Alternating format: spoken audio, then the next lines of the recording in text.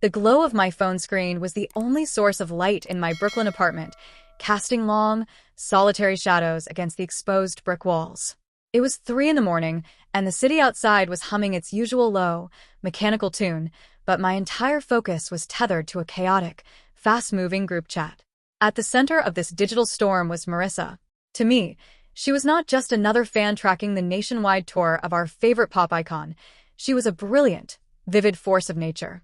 She orchestrated ticket-buying strategies with the precision of a military general, designed elaborate, neon-painted rally signs that went viral on social media, and coordinated massive fan meetups across different states.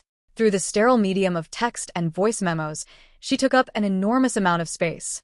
She was loud, fiercely opinionated, and relentlessly optimistic. I had spent months quietly observing her from the periphery of the chat, a silent participant drawn to the sheer gravity of her confidence. My own life felt muted. A repetitive cycle of data entry at a mid-level marketing firm, solitary subway rides, and quiet evenings. Marissa's digital existence felt like a window into a much bolder way of living. We exchanged a few private messages about tour logistics, and her replies were always punctuated with exclamation points and exclamation-heavy audio clips. I built an entire image of her in my mind, a fearless, untouchable girl who commanded the room the moment she walked in.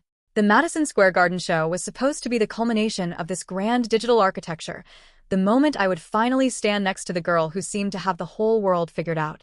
The plaza outside Madison Square Garden was a sensory overload of flashing billboards, the harsh scent of roasted nuts from street carts, and the deafening roar of thousands of fans. I stood near the designated pillar we had chosen as our meeting spot, clutching my phone, scanning the sea of people for the custom-designed hoodie she had bragged about online. When I finally spotted the familiar logo painted on the back of a slightly oversized gray sweatshirt, I broke into a wide smile and pushed through the crowd. But as I stepped in front of her, the reality of the girl wearing the hoodie brought me to an abrupt, disorienting halt. Marissa was completely hunched over, her shoulders pulled up toward her ears as if trying to shrink into the concrete. Her high ponytail, which looked so sharp and defiant in her online photos, now seemed like a weak attempt to keep her hair out of her darting, terrified eyes. Her skin was incredibly pale, almost translucent under the harsh city lights, and she was gripping the straps of her backpack so tightly her knuckles were stark white. I offered a cheerful greeting, extending my hand. She flinched. The loud, fearless leader of our online community stared at the pavement, her chest heaving with shallow breaths. She managed a strained, stuttering greeting that barely carried over the noise of the traffic.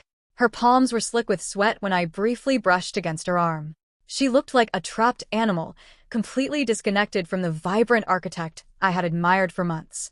The hours leading up to the arena doors opening were agonizing. I tried repeatedly to bridge the invisible chasm that had opened between us.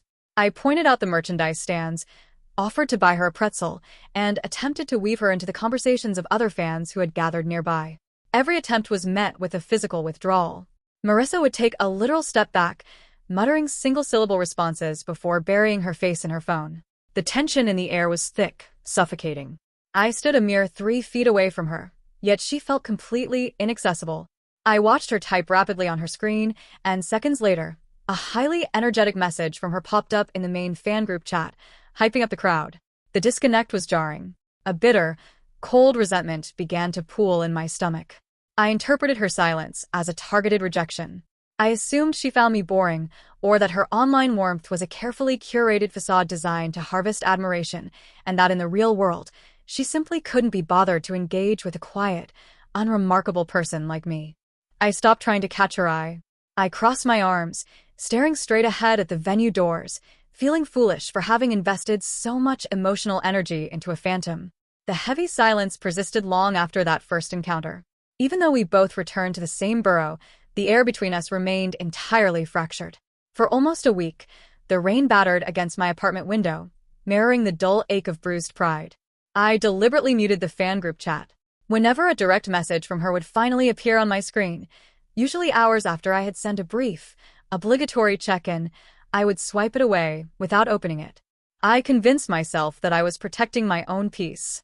I replayed the Madison Square Garden meeting in my head, analyzing every stutter and averted gaze, solidifying my theory that she was simply an arrogant girl playing a role for internet clout. The idea that she had dismissed me so easily stung deeply, triggering old insecurities about my own worth and visibility. I decided to sever the mental tie. The tour had a second leg coming up, and I resolved to attend the local events alone, wrapping myself in a protective layer of indifference. I was done waiting for a girl who only existed in the glow of a screen. The city was wrapped in a suffocating twilight, the neon signs bleeding onto the wet pavement, when my phone vibrated violently against my kitchen counter. It was an incoming call from Marissa. My immediate instinct was to ignore it, to let the unanswered ring serve as a monument to my grievance. But the persistence of the vibration clawed at my conscience. I answered with a clipped, defensive tone. Instead of her usual typing or the confident voice from her audio messages, I heard a ragged, desperate intake of breath. The background noise was a chaotic blend of heavy traffic and muffled, harsh male voices. She was crying, not a delicate, cinematic weep, but a raw, hyperventilating panic. Her words were disjointed, broken by sobs. Her ticket, her custom sign, gone. Trapped in a narrow service alley near the venue. The resentment that had calcified in my chest shattered instantly, replaced by a primal, singular focus. I grabbed my coat and sprinted out the door, my feet pounding against the subway stairs, my mind racing through the labyrinth of Manhattan streets, terrified that I would not reach her in time. I found her pressed against the cold, damp brick of a dead-end service alley, blocked by the intimidating silhouettes of several aggressive strangers demanding her attention. I did not pause to think. I shoved my way through the narrow gap, placing my body squarely between her and the threat, projecting a loud, authoritative voice I didn't know I possessed until the men scoffed and dispersed into the crowded street. When I turned to her, she collapsed against the wall, sliding down until she was a shaking heap on the asphalt. I crouched beside her, keeping a respectful distance, and gently offered my hand. It was then, amidst the smell of stale rain and exhaust, that the fortress completely crumbled. Through violent shivers, she confessed the heavy, hidden truth. She suffered from a severe, paralyzing social anxiety disorder. The bright, loud internet persona was the only place she felt safe enough to exist without suffocating. The real world terrified her. Every viral sign, every perfectly coordinated ticket drop, every late-night pep talk in the group chat, she'd crafted them all alone in her childhood bedroom, door locked, after her family had fallen asleep. The screen was her armor, the only place she could speak without her voice cracking, without the world closing in on her. Furthermore, her family was deeply traditional and suffocatingly strict, viewing her passions as trivial and useless. She had hoarded her meager allowance for months, skipping a mandated family internship just to stand outside the arena. Her distance wasn't arrogance, it was a desperate, exhausting attempt at survival. The realization hit me with the force of a physical blow. The anger I had harbored vanished, leaving behind a profound, hollow ache of empathy. I saw her clearly for the first time. Not a digital titan, but a fragile, incredibly brave girl fighting a war no one else could see. The noise of the arena was a physical weight, pressing against the chest from all sides.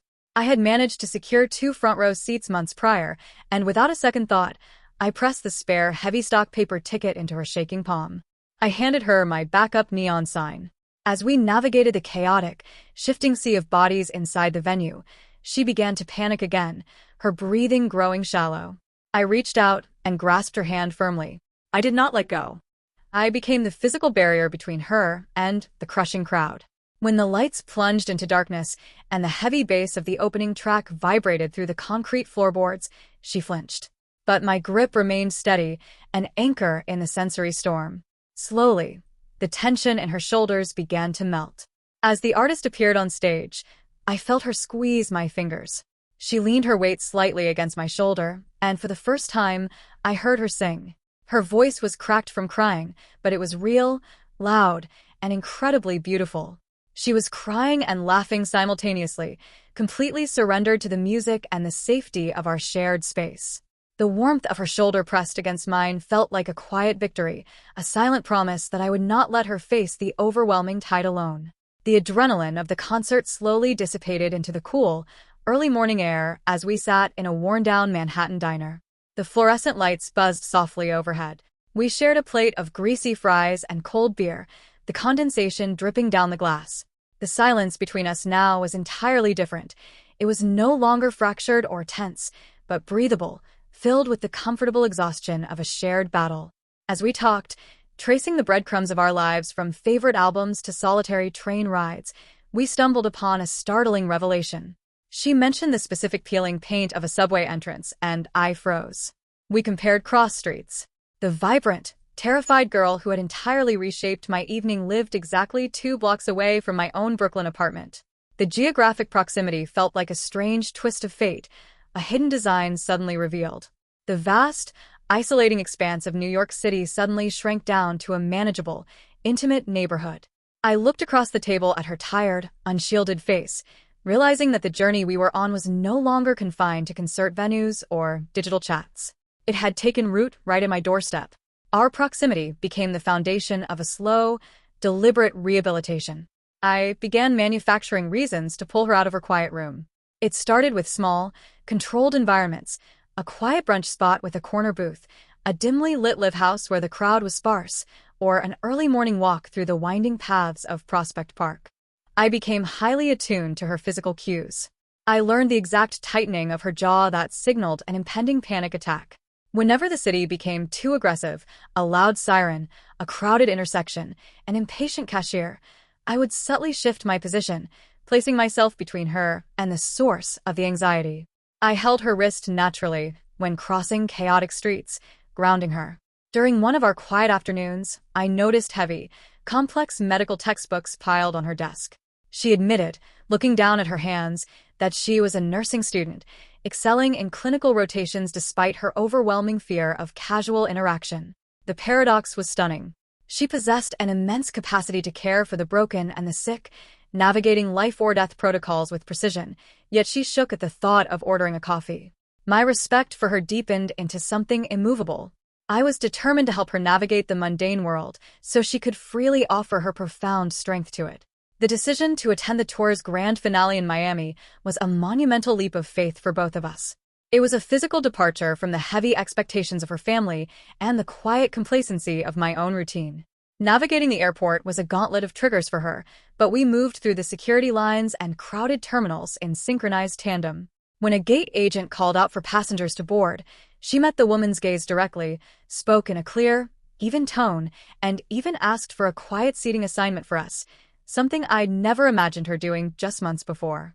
When we finally stepped off the plane, the thick, humid air of Florida hit us like a heavy blanket. The palm trees swayed against a violently pink sunset. We checked into our hotel, the anticipation crackling in the room. This trip was entirely ours, unsupervised, unburdened. We were no longer just fans chasing a singer. We were 2 women claiming our right to occupy space in the world. Her eyes held a new, quiet resilience. She didn't retreat into her phone when the hotel lobby got crowded. She stood firmly beside me. It felt like standing at the summit of a mountain we had quietly climbed together, ready to witness the spectacular view. The atmosphere outside the Miami Stadium was electric, the bass from the soundcheck already vibrating through the humid air. We were laughing, taking photos, entirely present in the victory of our arrival. Then my phone rang. The caller ID showed my childhood home. The voice on the other end was frantic, delivering words that caused the concrete beneath my feet to dissolve. My mother had collapsed, suffering a severe, sudden medical emergency, and was being rushed into the intensive care unit in New York. The vibrant colors of Miami instantly washed out into a blinding, terrifying gray. The air was suddenly sucked from my lungs. I dropped my bag, my knees hitting the pavement. A massive, crushing weight of helplessness pinned me to the ground. I was thousands of miles away, completely useless, trapped in a foreign city, while the person who anchored my entire existence fought for her life. I couldn't breathe. I couldn't form a coherent sentence. The panic I had so carefully helped Marissa manage for months now completely consumed me, tearing my world apart at the seams. In the precise moment my reality shattered, the girl kneeling beside me underwent an extraordinary transformation. The hesitant, anxious Marissa vanished entirely, replaced by a clinical, fiercely focused professional. She did not panic. She did not offer empty platitudes. She grabbed my shoulders, her voice sharp and incredibly steady, demanding my focus. Within minutes, she had taken my phone, speaking with the doctors in New York using precise medical terminology I couldn't even comprehend, extracting the exact details of my mother's condition. Without a second of hesitation, She canceled our highly anticipated concert tickets. She navigated the chaotic airline websites, securing the last 2 seats on an emergency red-eye flight back to New York. She packed our bags, checked us out of the hotel, and physically guided my numb, shaking body into a taxi. Throughout the agonizing flight, she never released my hand. She calmly explained the medical procedures my mother was undergoing, stripping away the terrifying unknown with her quiet, authoritative knowledge. She had stepped out of the shadows of her anxiety and built a fortress around my collapsing world. The sterile, bleach-scented corridors of the New York hospital became our entire universe for 48 agonizing hours.